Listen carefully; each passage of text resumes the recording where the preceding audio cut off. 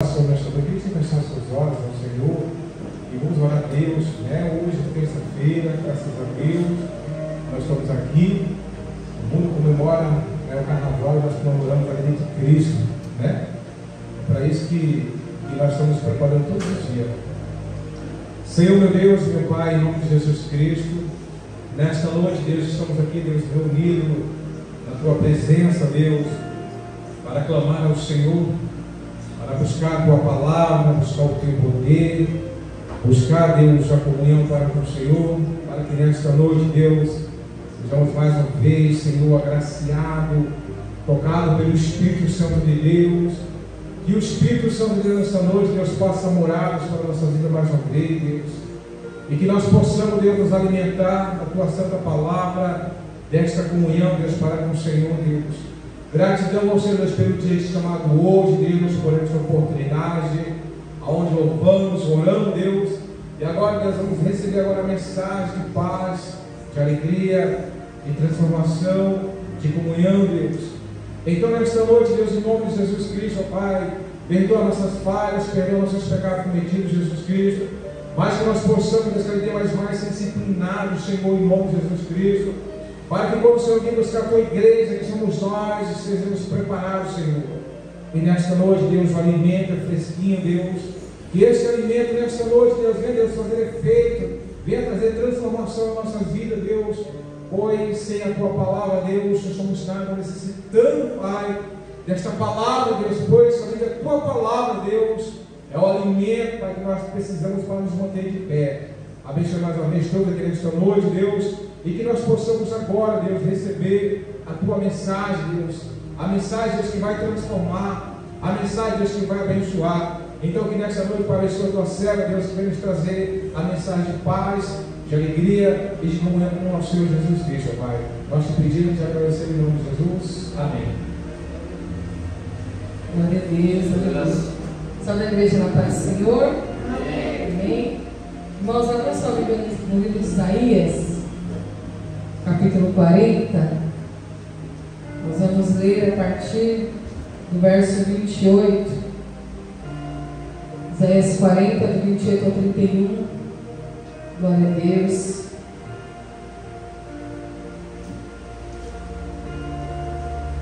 Palavra bem conhecida.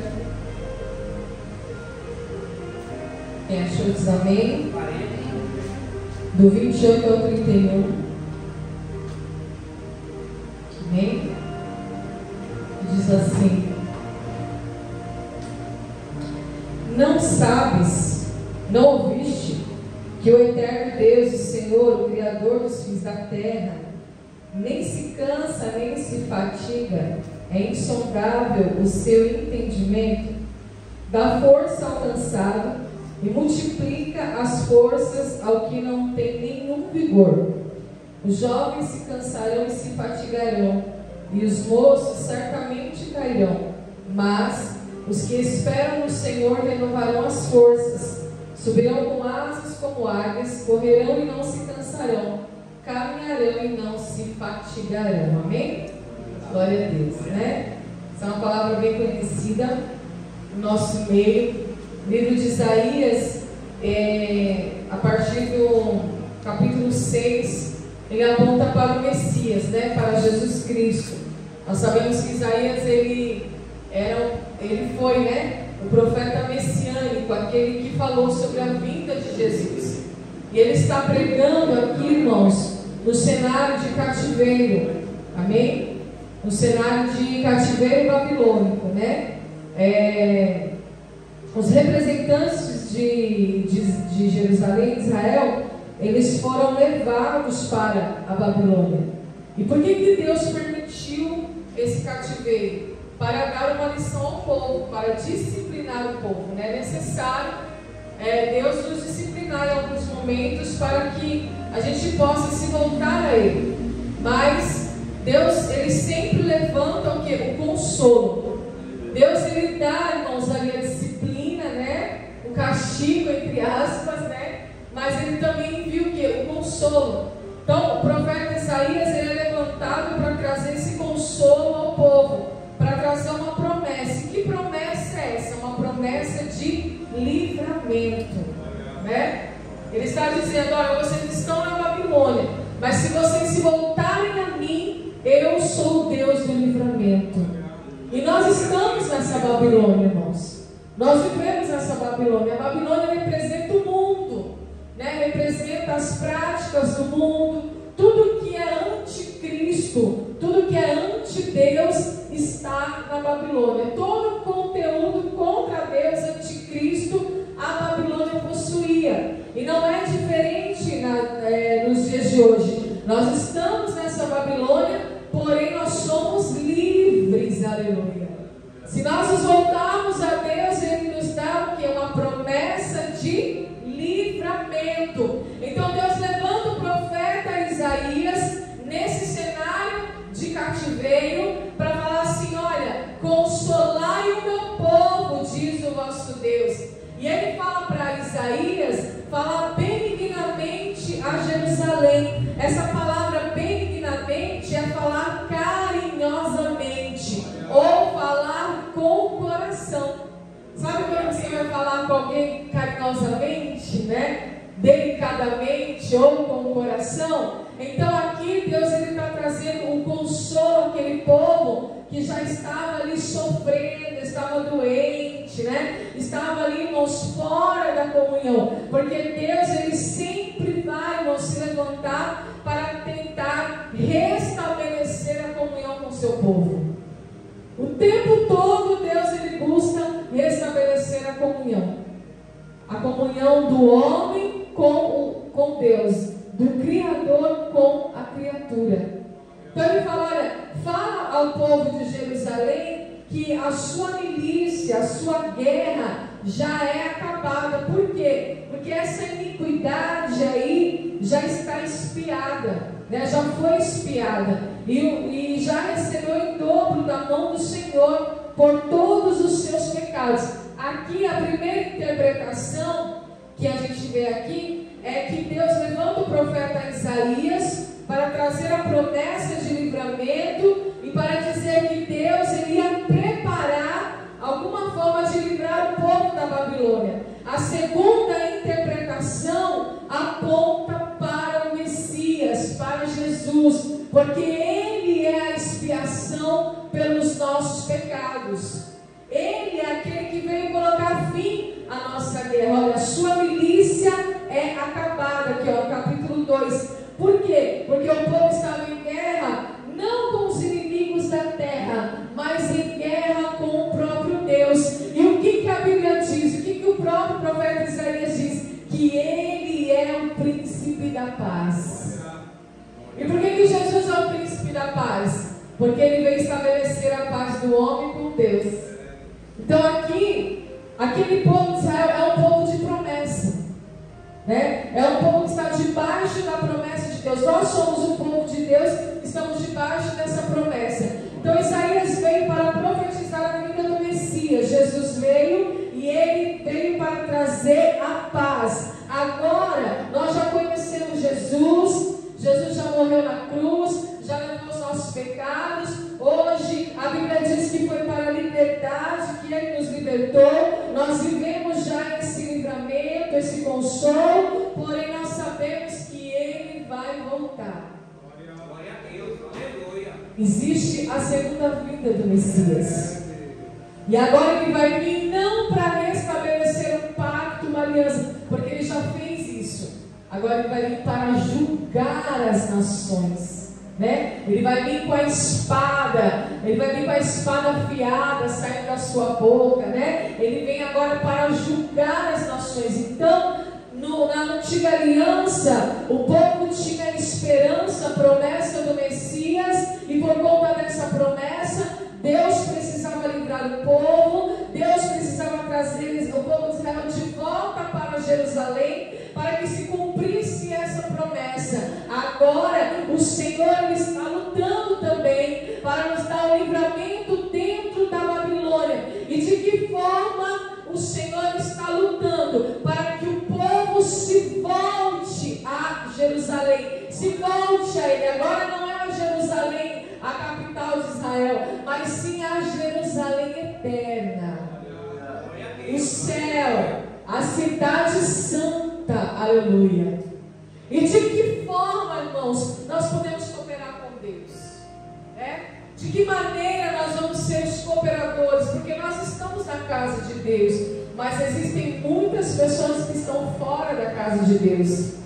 Existem as ovelhas perdidas, né? Como Jesus falou, eu vim para resgatar as ovelhas perdidas da casa de Israel. E é que Jesus fez e enviou os discípulos, de 2 em 2, né, pastor? Vai lá, vai resgatar as ovelhas. Vai resgatar as ovelhas que estão perdidas da casa de Israel. Então nós somos os cooperadores de Deus essa noite. E ele fala aqui, olha: vós do que clama no deserto, preparar o caminho do Senhor, endireitai o ermo, a vereda do nosso Deus. Todo vale será exaltado, todo monte, todo outeiro será abatido, e o que é torcido se endireitará, e o que é áspero se aplanará. Ele está falando do que aqui? De caminho. Essa mesma palavra, ela traz menção a João Batista. João Batista também declarou essa palavra: eu sou a voz do que clama no deserto. Eu vim para endireitar, para aplanar o caminho tortuoso. E por que a Bíblia usa essa expressão? Tanto aqui no livro do profeta Isaías, quanto no Novo Testamento, lá no livro de João. Tanto é que alguns homens falavam que João Batista tinha o espírito de Isaías, pela forma como ele pregava, né? Pela forma como ele falava do Messias. Ele pregou o arrependimento, ele que abriu o caminho. A Bíblia usa essa expressão porque quando um rei ia para uma expedição, quando o rei ele tinha que sair do seu palácio, da sua província, e ir para uma expedição, ele mandava na frente trabalhadores para preparar o caminho. Por quê? Não é igual hoje que tem asfalto, né? Então eles andavam o quê? De cavalo, de carroça, né? De charrete. Então eles mandavam, irmãos, os trabalhadores ir na frente para aplanar a terra. Então eles tinham que endireitar o caminho que tinha assim montanha, que tinha vale. Os trabalhadores iam na frente antes da data da expedição do rei para preparar o caminho, para que quando o rei passasse por aquele caminho, o caminho estivesse reto, né? O vale estivesse aplanado, para ele passar com conforto, né? Com o cavalo, com a carroça, com a charrete, com o que fosse que passar. Não é que nem hoje. Então isso traz a alusão também de nós, como cooperadores, trabalhadores do Senhor, preparar esse caminho para a chegada do rei, para a data, a hora da expedição do rei. Então cabe a nós, irmãos, tirar endireitar o ermo, preparar o caminho, pegar o vale, né? O que é vale? É uma depressão no solo. Então esse vale precisa ser exaltado, precisa ser preenchido. Então se tinha buraco, os trabalhadores iam lá e preenchiam o buraco. Se tinha montanha, eles iam lá e aplanavam aquela montanha, para o caminho do Senhor ser um caminho reto. E nós somos esses profetas, esses trabalhadores, que tem que endireitar esse caminho. Porque aqui, Isaías está lançando a profecia, e ele está dizendo aqui, olha: vós o que clama no deserto, preparai o caminho do Senhor. Ele começa a falar isso em voz alta.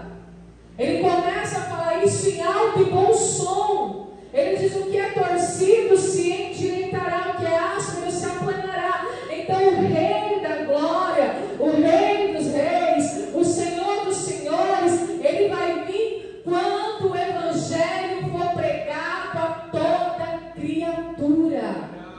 E o evangelho é essa ferramenta, igreja. O evangelho é essa marreta, né? É esse martelo, né? É essa ferramenta que nós usamos para planear o caminho. Como que Jesus vai vir se ninguém ouviu falar do evangelho? Se o evangelho não foi pregado, ele vai aparecer que ninguém vai entender nada. Então a Bíblia, o livro de Isaías, ele é o evangelho do Antigo Testamento. É a Bíblia dentro da Bíblia. Todo o livro de Isaías é a Bíblia dentro da Bíblia. É o Evangelho, Mateus, Marcos, Testamento. São 66 capítulos. Por isso que a gente fala esse termo, que a Bíblia é dentro da Bíblia. Então ele é o Evangelho do Antigo Testamento. Por isso que ele fala essa palavra, irmãos. Nós precisamos endireitar o caminho.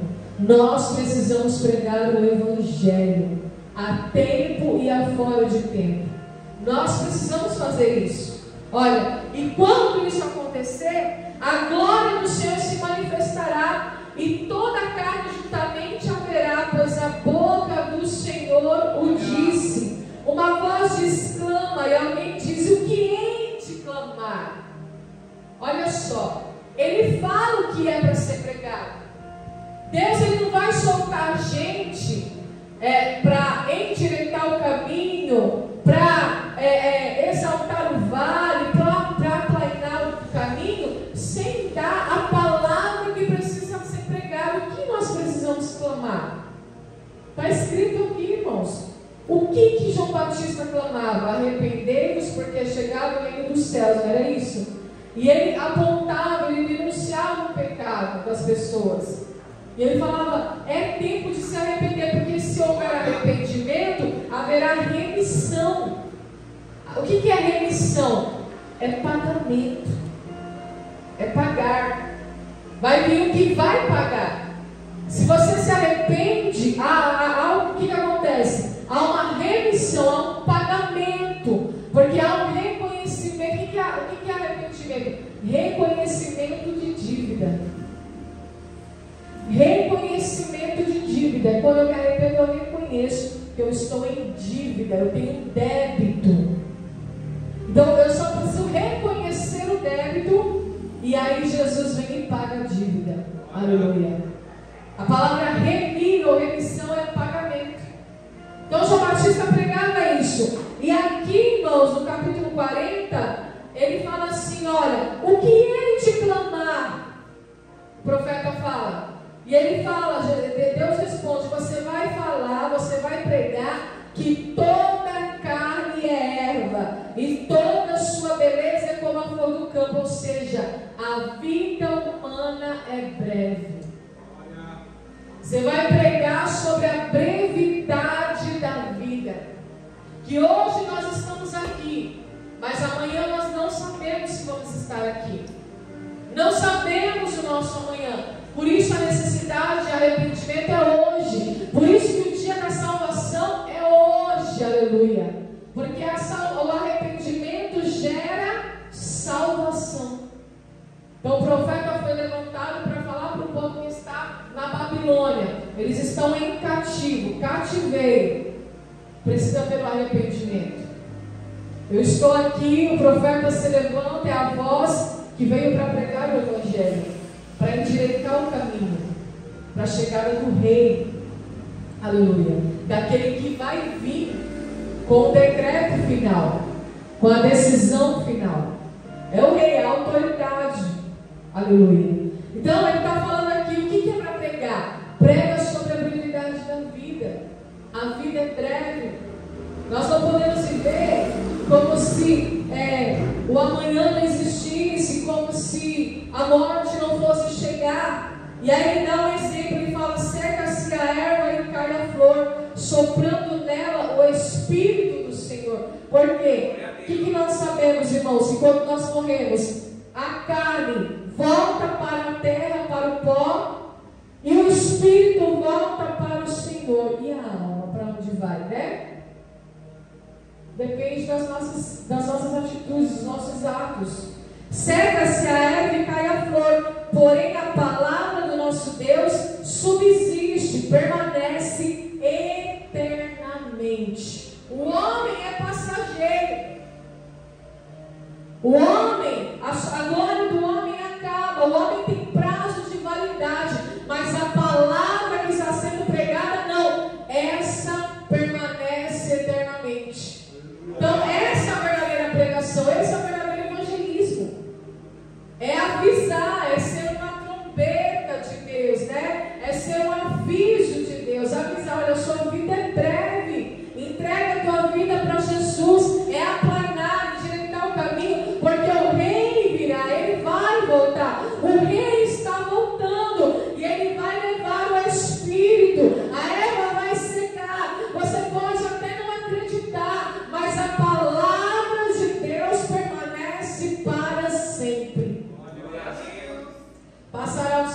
terra, mas a palavra de Deus não passará.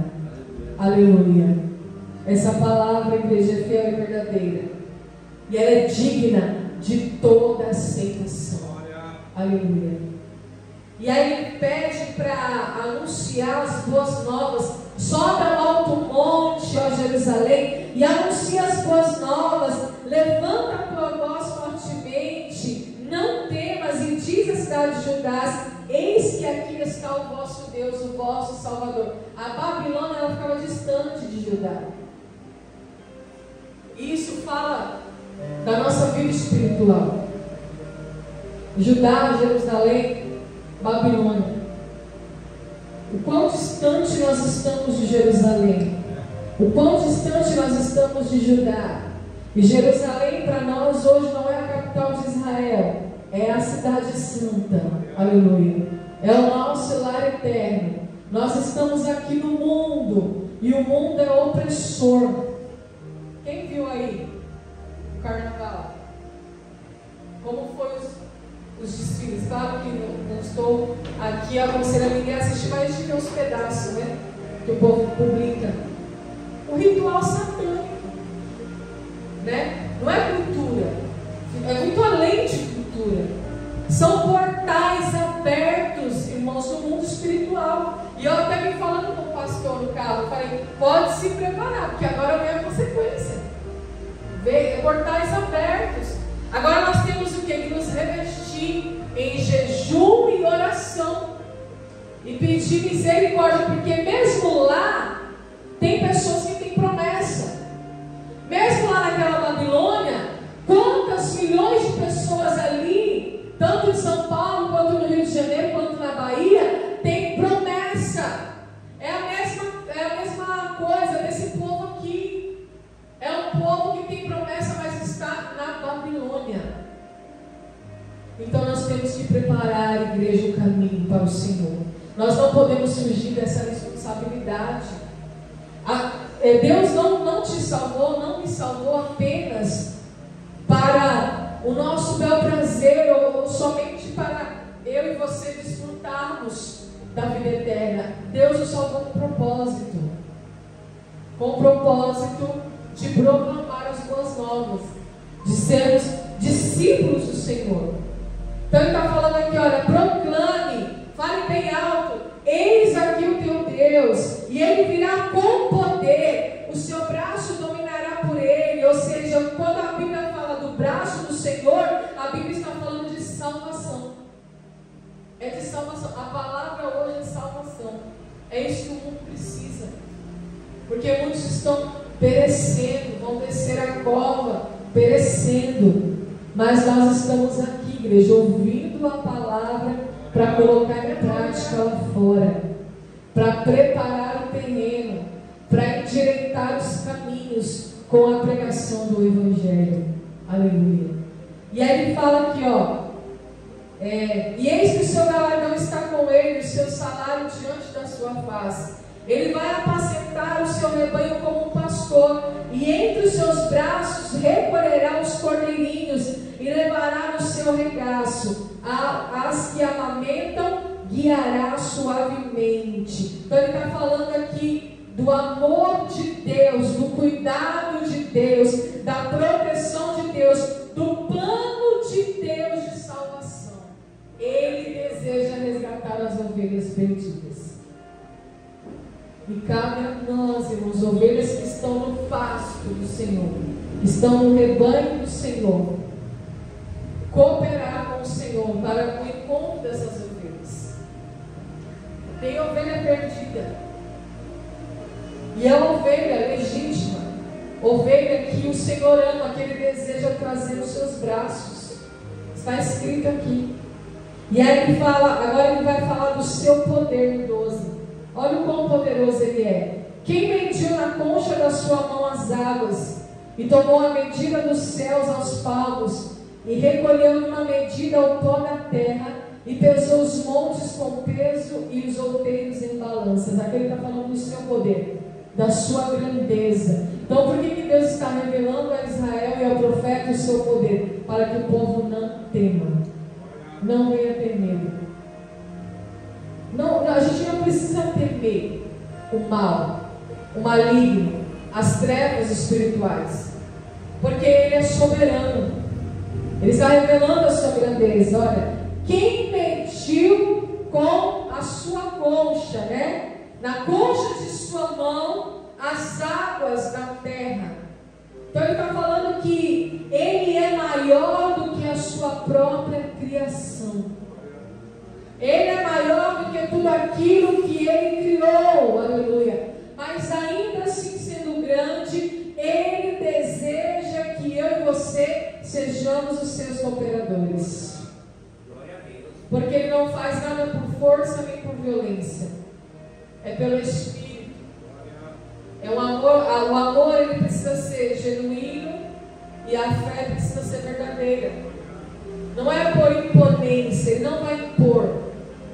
Mas Ele quer que as pessoas se acheguem a Ele, adorem a Ele, glorifiquem o nome dEle, porque Ele é grande, porque Ele é onipotente, onisciente, onipresente, porque Ele é maior do que tudo aquilo que Ele criou, mas não que Ele vai impor alguma coisa, mas é porque as escamas dos olhos precisam ser tiradas daqueles que estão em segredo espiritual. Aleluia. Ele mostra a sua grandeza. E aí ele vai falar quem guiou o Espírito do Senhor, ou como o seu conselheiro o ensinou. E agora ele vai falar da sua sabedoria. Então Deus, Ele se apresenta como um Deus grande, soberano e sábio. Quem guiou o Espírito do Senhor? Quem o aconselhou? É uma pergunta que nós já sabemos a resposta. Não existe ninguém que possa ter aconselhado o nosso Deus, porque Ele é totalmente sábio, completamente sábio. Com quem tomou Ele conselho, que lhe desse entendimento, lhe ensinasse o caminho do juízo, e lhe ensinasse o conhecimento, e lhe mostrasse o caminho do entendimento? Ninguém precisou ensinar o Senhor, mas nós precisamos buscar nele sabedoria para todas as coisas, e Ele é a fonte de toda a sabedoria. Ele está dizendo: eu sou a fonte da sabedoria, eu sou a fonte do conhecimento, eu sou o Deus grandioso. Então quando nós buscamos nele, nós conseguimos endireitar o caminho, nós conseguimos aterrar o vale, deixar o caminho preparado para o Senhor Jesus. E eu vou dizer aos irmãos, está próximo a vinda de Jesus, a segunda vinda, porque o Evangelho já está sendo pregado. Mas nós vimos agora, né, nesse período aí de carnaval, de festa, que ainda existem muitas pessoas que precisam ser alcançadas, né? Milhares de pessoas que ainda precisam conhecer o Evangelho, e ele só vai voltar quando o Evangelho for pregado a toda criatura. Então isso significa que não foi pregado a toda criatura ainda.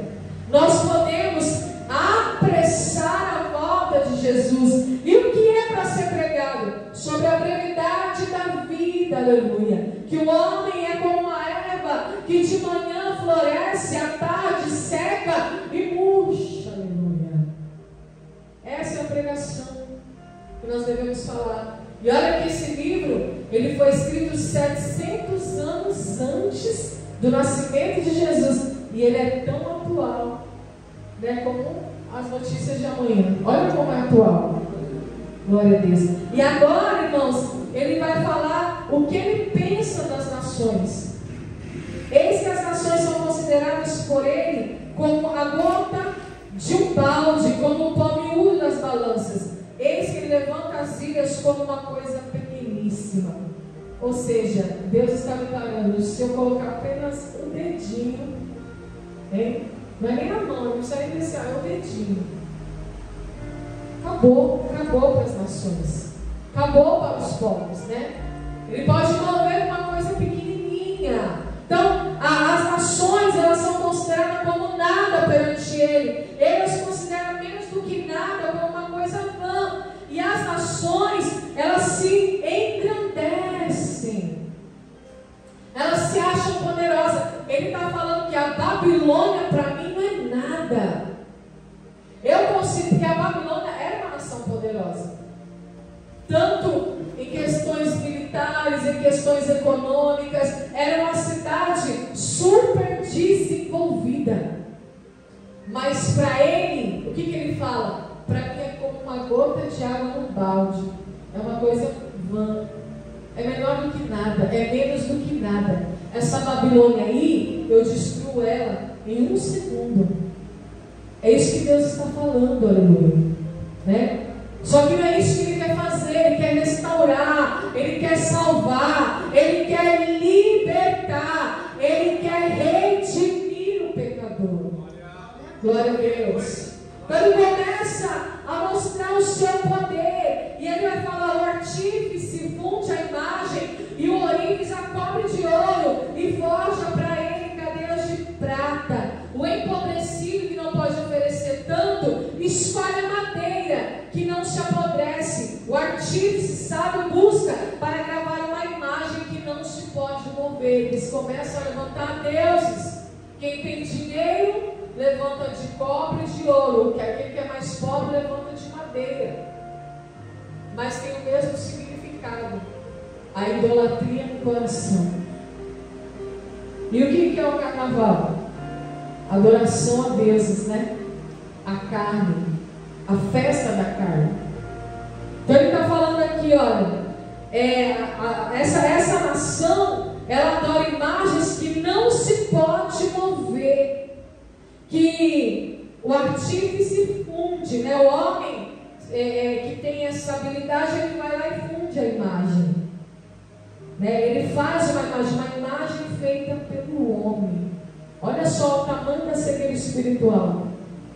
Então o povo estava amedrontado por conta do tamanho da Babilônia, do poder da Babilônia, né? Da influência da Babilônia. E Deus está falando: não se preocupe com isso, não temas a isso, aleluia. Ainda que isso venha te cansar, eu sou Deus que não me canso e não me fatigo, aleluia. Porventura não sabeis, não ouvi que Deus de princípio não vos notificou, para que não atentastes para os fundamentos da terra? Porque, irmãos, ele está falando: não se atente aos fundamentos da terra, aos alicerces da terra, porque eu sou aquele que está sentado sobre o globo terrestre. Ele faz da terra o estrado dos teus pés, o descanso dos teus pés. Ele está acima, aleluia, de tudo e de todas as coisas. Ele é o que está sentado sobre o globo terrestre, cujos moradores são para ele como gafanhotos. Olha só, gafanhotos, coisa pequenininha. E ele é o que estende os céus como cortina e os desenrola como tenda para neles habitar. Então ele estende o céu, ele faz o céu uma cortina, ele abre e fecha quando ele bem quer, quando ele bem entende. Aqui fala que ele chama os seus exércitos de estrelas, cada uma pelo seu nome, e elas as obedecem por causa da grandeza das suas forças. Porquanto ele é forte em poder, nenhuma delas faltará. Ele chama o seu exército de estrelas, ele conhece cada uma delas pelo seu nome e ele as enumera. E os cientistas, irmãos, os estudiosos falam que existem mais números de estrelas no céu do que grãos de areia no mar. Mais estrelas no céu do que areia no mar. Esse Deus é poderoso ou não é, igreja? Aleluia. Mas olha o que ele diz no 24: e mal se tem plantado, mal se tem semeado, e mal se tem enraizado na terra. O seu tronco já se secam quando ele sopra sobre eles, e um tufão os leva como a tragando. O mal está enraizado, está impregnado na terra. Não está no tronco da terra. Só que o que o mal faz? Ele seca a terra. Ele é um veneno, ele é uma erva daninha. Você não precisa plantar, né, para nascer. Simplesmente aparece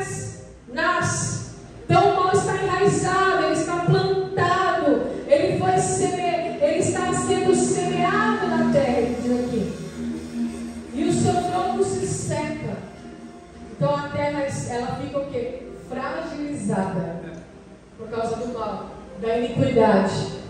A iniquidade, ela seca a terra. É difícil você semear numa terra seca. É difícil você pregar o Evangelho. Porque o mal está enraizado, né? Foi plantado, ele está grudado ali na terra. Aí vem o sopro de Deus, um tufão, e leva, né? Porque está fraco, está enraizado. Só que ele fala: quem, pois, me farei semelhante, para que eu seja igual, diz o Santo. Levantai ao alto os seus olhos e vede quem criou essas coisas. Então nós não olhamos para o fundamento da terra. Nós não podemos olhar para a fragilidade da terra, para a sequidão da terra. Nós temos que olhar para o Criador, para aquele que chama os seus exércitos de estrela e as chamas pelo nome, e elas reconhecem o seu poder, aleluia, e nenhuma delas lhe faltará. Então o nosso exército está no céu, igreja, aleluia, porque nós lutamos contra principados e potestades, ó celestiais da maldade, que habitam nas regiões celestiais. Então aqui eu não posso contar com o exército da terra. Eu vou jejuar, eu vou orar, eu vou lutar com as armas espirituais. Mas ele fala, diz o Santo: olhai os vossos olhos para mim, né? Fitar os olhos em mim, porque eu tenho um exército preparado no céu em favor do meu povo. Aleluia. Então se ele chama as estrelas pelo nome e elas obedecem, o que mais ele pode fazer? Ou o que ele não pode fazer, né? E aí vem aqui, irmãos, o texto que nós lemos. Porque diz ao Jacó, e tu falas a Israel: meu caminho está encoberto ao Senhor, e o meu juízo passa despercebido ao meu Deus. Não sabes, não ouviste que o eterno Deus, o Senhor, o Criador dos céus da terra, não se cansa nem se fatiga? Deus não está cansado. Nós não estamos diante de um Deus cansado, um Deus derrotado, um Deus fatigado, um Deus que dorme, um Deus que cochila, um Deus indiferente, um Deus que passa desapercebido a tudo que está acontecendo na terra. Não, Ele está falando: acaso eu me canso, acaso eu me fatigo? Não, igreja. Pelo contrário, Ele diz que o seu entendimento é insondável. Nós não podemos sondar o entendimento do Senhor, mas Ele nos deu o dom da fé para crer que Ele vai agir poderosamente. Ele vai se mover poderosamente, aleluia, sobre essa terra, sobre o propósito que Ele quer cumprir nas nossas vidas. Nós já estamos no mês de março. Hoje é dia 4, né? Quantas pessoas você já evangelizou esse ano? Para quantas pessoas você falou de Jesus? Daquilo que você conhece, da palavra de Deus, na escola, no trabalho, na vizinhança. Quem você já evangelizou? Para quem você falou desse Jesus que salva, que liberta, que cura, que leva para o céu, e que a vida é breve, que ela vai passar como sopro? Nós não podemos ser negligentes, irmãos. E aí ele vai vir com a palavra de consolo. Qual que é a palavra de consolo? Ele não se cansa, né? Ele não se fatiga, Ele é um Deus forte. Isaías 9 profetizou: e Ele será chamado maravilhoso conselheiro, Deus forte, Pai da eternidade, príncipe da paz. Ele não é um Deus fraco. E a palavra de consolo é essa: eu dou força ao cansado. Aleluia. Eu multiplico as forças daquele que não tem nenhum vigor. Porque às vezes a gente deixa de evangelizar, de pregar o Evangelho por causa do cansaço e da falta de vigor espiritual. A igreja precisa ser revigorada espiritualmente. A igreja está cansada. E o que está nos cansando, irmãos? São os rituais vazios, a religiosidade medíocre, Nós não estamos acima da média, nós chegamos a uma média, até aqui está bom. Eu vou me satisfazer com isso aqui, ó. Já me dou por satisfeito. E Deus não nos chamou para mediocridade. Deus nos chamou para andar acima da média. Por isso que Ele deu uma visão extraordinária, sobrenatural a Isaías. Por isso que Ele levantou João Batista com tanta ousadia e intrepidez. E João Batista já havia testificado no ventre o que ele iria fazer acerca do Messias. Então o que está nos cansando é isso, irmãos. A vidinha comum espiritual. Ou a ausência da vida espiritual. A ausência de devocional, a ausência de oração, a ausência de busca, a ausência de particular com Deus. Mas Ele está dizendo: eu dou força ao cansado e multiplico as forças daquele que não tem nenhum vigor. Eu sou Deus que revigoro a vida espiritual da minha igreja. Aleluia. Essa é a palavra. Aí vai falar que até os jovens se cansarão e se fatigarão. Por que os jovens? Porque o jovem é referência de vigor. O jovem tem mais vigor, tem mais saúde, tem mais disposição, não é? Para fazer as coisas. Você pegar um jovem de 25 anos e um idoso de 70 anos e mandar ele correr uma maratona, você vai ver a diferença. Mas Deus, Ele pode renovar as forças, aleluia. Ele pode trazer vigor espiritual na igreja. Então os jovens se cansarão e se fatigarão, e os moços certamente cairão. Então Ele está dando aqui um exemplo de que não se trata só de cansaço físico, mas se trata de cansaço espiritual, porque Ele está dando o exemplo de jovem, e jovem não deveria estar fisicamente cansado, porque é jovem. Então não é de físico que Ele está falando, é de espiritual. O jovem, ele pode até ter uma disposição física, mas ele pode se cansar espiritualmente. Então o mesmo Espírito que estava sobre Isaías, que estava sobre João Batista, que estava sobre Jesus, é o Espírito que está aqui nesta noite, para nos renovar. Aleluia. E aí ele fala: mas os que esperam no Senhor renovarão as forças, subirão com asas como águias, correrão e não se cansarão, caminharão e não se fatigarão. Porque é necessário esperar no Senhor. Havia uma promessa de livramento, só que Israel tinha que esperar para Deus abrir a porta e dar o livramento ao povo acerca da Babilônia, porque Ele ia destruir a Babilônia, mas antes Ele ia libertar Israel. Aleluia. Deus vai destruir essa Babilônia, igreja, porque Deus é bom no sentido de ser justo. A Bíblia diz que Deus é bom e a sua benignidade dura para sempre. Deus é amor e o seu amor dura para sempre. Mas Deus é justo e a sua justiça dura para sempre. Glória a Deus. Aleluia. Então Ele vai destruir a nação, a Babilônia. Mas existe uma promessa de livramento ao seu povo, e nós estamos esperando no Senhor. Mas enquanto esperamos o Senhor, Ele renova as tuas forças, Ele renova as forças da igreja, e Ele fala que Ele vai nos dar asas como da águia. E por que Ele dá o exemplo da águia? Porque a águia, na sua idade avançada, na sua velhice, ela ainda consegue ter vigor para renovar-se, para renovar as suas asas, para renovar o bico, para renovar as unhas, mesmo numa idade avançada, com 40 anos, quando ela completa 40 anos, para uma ave é uma idade avançada, né? É diferente do ser humano. Qual que é a história da águia? Ela sobe no pico mais alto, né, da montanha ou da árvore, e fica lá quietinha. E ela precisa renovar o bico, precisa renovar as suas garras. Então ela vai num rochedo duro e ela bate o bico até quebrar.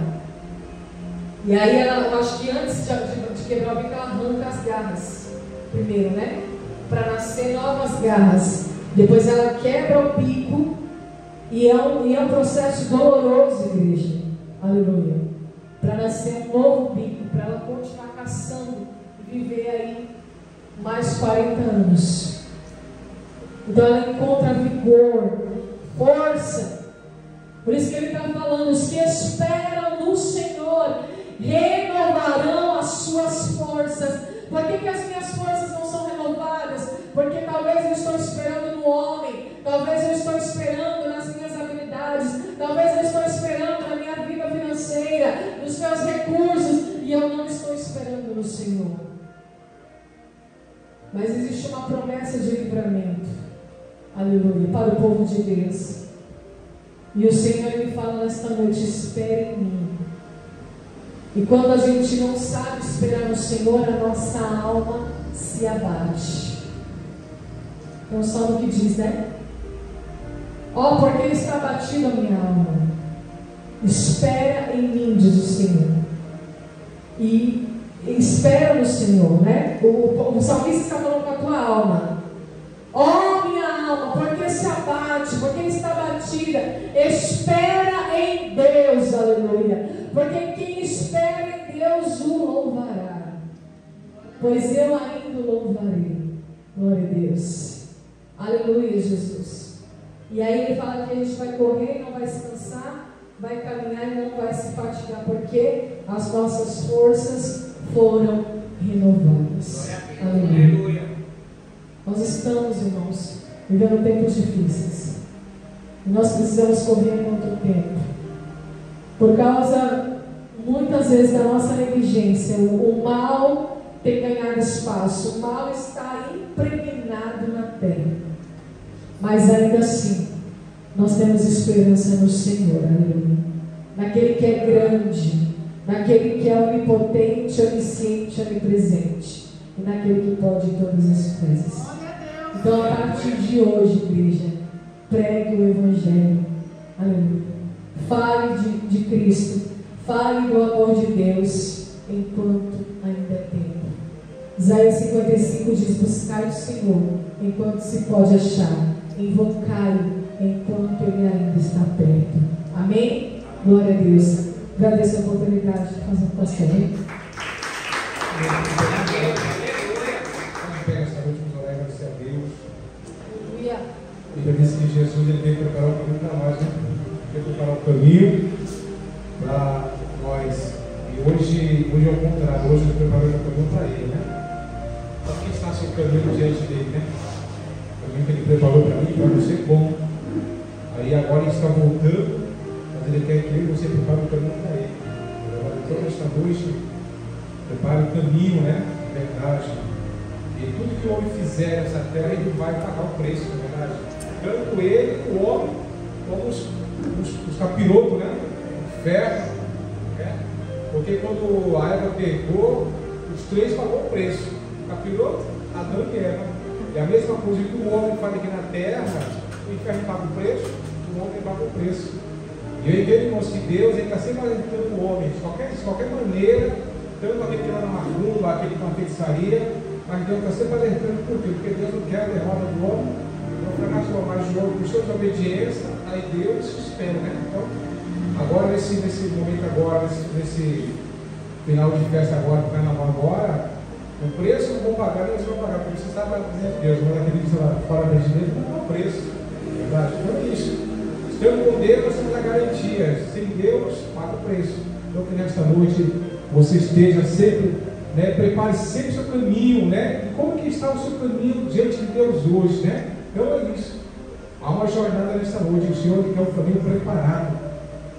Senhor, meu Deus, meu Pai, nesta noite nós te adoramos por esta palavra, por esta mensagem, Senhor, e buscamos cada dia mais melhorar, Senhor, como homem, melhorar, Senhor, como mulher, como espírito, como filho de Deus.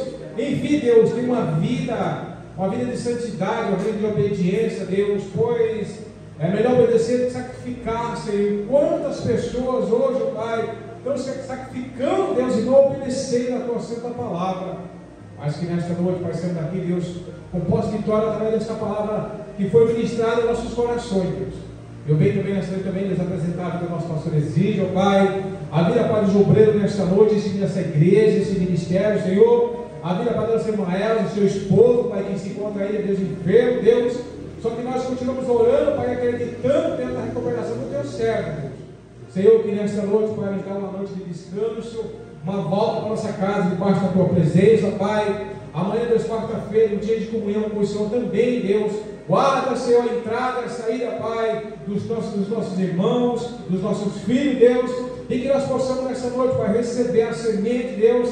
E essa semente vai gerar fruto e fruto do Espírito Santo de Deus. Então, que nesta noite, Pai, sendo aqui, Deus, já Deus, com posse de toda a bênção, é o que nós te pedimos e te agradecemos em nome de Jesus. Amém. Amém, igreja? Amém. Que a graça do nosso Senhor Jesus Cristo, o grande amor de Deus, a comunhão do Espírito Santo de Deus, não somente hoje, mas por toda a eternidade, que você diga nesta noite.